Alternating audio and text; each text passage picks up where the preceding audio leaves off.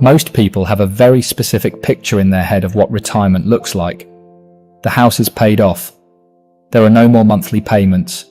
No big car loan hanging overhead. Just a clean slate and a steady stream of income covering a simple, quiet life. The problem is, that picture almost never matches reality. And the actual numbers on debt heading into retirement are far more surprising than most people expect. Here's the number that changes the entire conversation. According to Federal Reserve data, roughly 65% of households aged 65 to 74 are carrying some form of debt into retirement. Not a small minority hitting a rough patch. Nearly 2/3 of an entire generation. The debt-free retirement isn't the norm. It's actually the exception. So what kind of debt are we talking about? Mortgage debt sits at the top of the list. Despite decades of conventional wisdom about paying off the house before retiring, the median mortgage balance among retirees who still carry one sits at roughly $130,000. That's not a rounding error. That's a meaningful monthly obligation following people well into their 60s and 70s. But here's where it gets more interesting. Mortgage debt used to be the dominant story in retirement debt conversations. Today, it's only part of the picture. Credit card debt among retirees has been climbing steadily. The average balance carried by households aged 65 and older now sits above $6,000, and that figure has been rising faster than inflation for the better part of a decade. Auto loans tell a similar story. A growing share of retirees are financing vehicles well into their retirement years, often because trading in a car for a newer model felt manageable at the time, without factoring in how that payment would interact with a fixed income 5 or 10 years later. And then there's a category that barely existed a generation ago. Student loan debt. Not held by the retirees themselves in most cases, but co-signed for children or grandchildren. Parent plus loans and co-signed private loans have quietly created a new category of retirement debt that didn't meaningfully exist for previous generations. So why is this happening at such scale? It isn't simply that people are being reckless. There are structural reasons behind the shift. First, homes are more expensive relative to income than they were decades ago, which means mortgages taken out later in life, or refinanced multiple times, often haven't had enough runway to be fully paid off by a traditional retirement age. Someone who bought their first home at 38 instead of 28 is starting that clock a full decade later, and a 30-year mortgage doesn't care what age you signed it at. Second, longer working years have paradoxically extended borrowing habits instead of shortening them.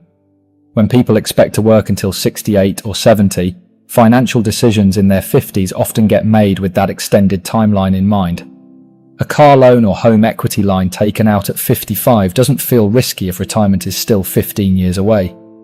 But plans change, health changes, job markets shift, and that borrowing decision, made with a specific runway in mind, can suddenly be running alongside a much shorter one. Third, family financial support has become a much larger factor than most people account for.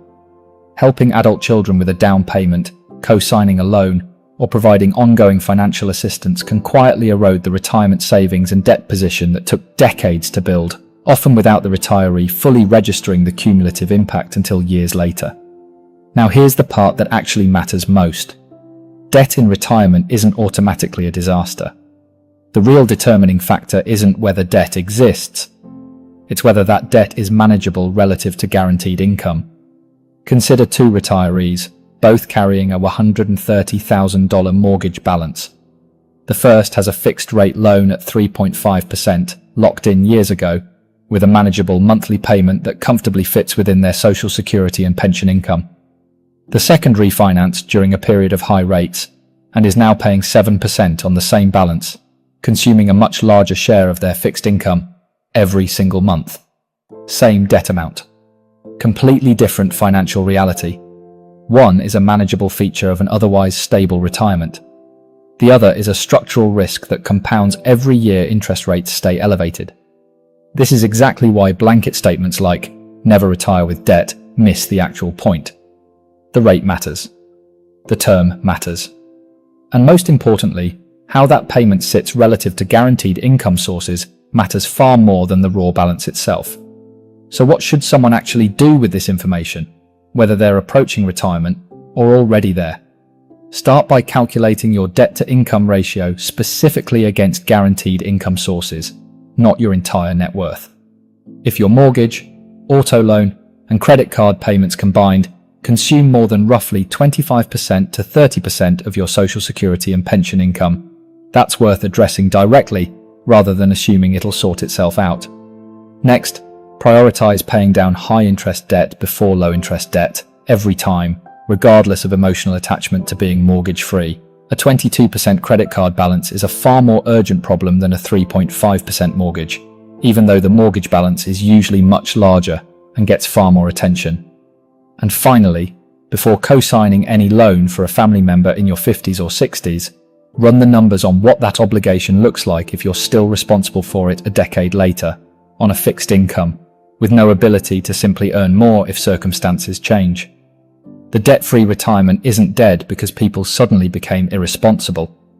It's disappearing because the financial timeline most people are operating on shifted, while the traditional expectations built around that timeline never fully caught up. Almost no one retires debt-free anymore. But that doesn't mean almost no one retires securely. Those are two very different outcomes, and understanding the difference is what actually protects a retirement plan, not chasing a debt-free number that increasingly doesn't reflect how people actually live. So here's the question worth sitting with. If you're carrying debt into retirement, do you know exactly how it stacks up against your guaranteed income? Or have you just been assuming it'll work itself out?